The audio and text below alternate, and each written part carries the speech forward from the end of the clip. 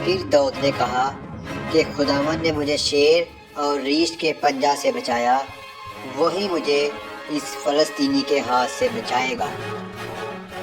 Saul نے داؤد سے کہا، جا، خداوند تیرے ساتھ رہے۔ اور داؤد نے اپنی لاٹھی اپنے ہاتھ میں لی اور نارا سے 5 چکنے پتھر لیے اور اس کا فلاکن اس کے پاس تھا۔ پھر وہ فلسطی اس کے نزدیک آیا، اور جب اس فلسطی نے ادھر ادھر نگاہ کی تو داؤد کو دیکھا تو اس کو ناچیز جانا، کیونکہ وہ مخصوص لڑکا تھا، سرخ روح اور نازک چہرہ تھا۔ پھر اس فلسطی نے کہا، کیا میں کتا ہوں جو تو میرے پاس لاٹھی لے کر آتا ہے؟ پھر اس فلسطی نے داؤد سے کہا، تو میرے پاس آ، میں تیرا گوشت ہوائی پرندوں اور جنگلی درندوں کو دوں گا۔ داؤد نے اس فلسطی سے کہا، میں رب الفاظ کے نام سے جو اسرائیل کے لشکروں کا خدا ہے، جس کی تو نے فضیلت کی ہے، تیرے پاس آتا ہوں، اور آج ہی خداوند تجھے میرے ہاتھ میں کر دے گا۔ داؤد نے اس سے کہا، میں تجھے مار کر تیرا سر تجھ سے اتار لوں گا۔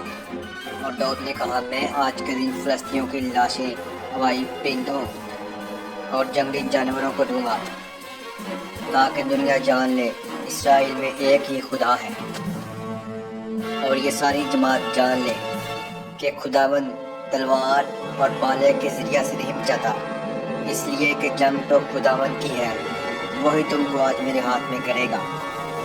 اور پھر وہ فلسطی اٹھا اور داؤد پر حملہ کرنے کو اس کے نزدیک آیا، اور داؤد نے جلدی کی اور لشکر کی طرف اس فلسطی کے ساتھ مقابلہ کرنے کو دوڑا۔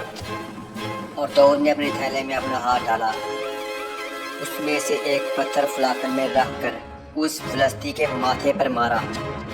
وہ پتھر اس کے ماتھے کے اندر گھس گیا اور وہ زمین پر منہ کے بل گر پڑا۔ داؤد فلاکن اور ایک پتھر سے اس پر غالب آیا۔ داؤد کے ہاتھ میں تلوار نہیں تھی، اور داؤد دوڑ کر اس فلسطی کے اوپر کھڑا ہو گیا، اور داؤد نے اس کی تلوار پکڑ کر اس کا سر کاٹ ڈالا۔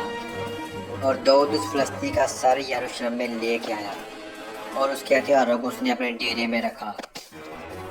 تو پیارے عزیزوں، امید کرتا ہوں داؤد کی کہانی آپ کو بہت ہی پسند آئی ہوگی۔ اسی طرح بائبل مقدس کی کہانیاں دیکھنے کے لیے چینل کو سبسکرائب کریں۔ خدا آپ سب کو بہت برکت دے، آمین۔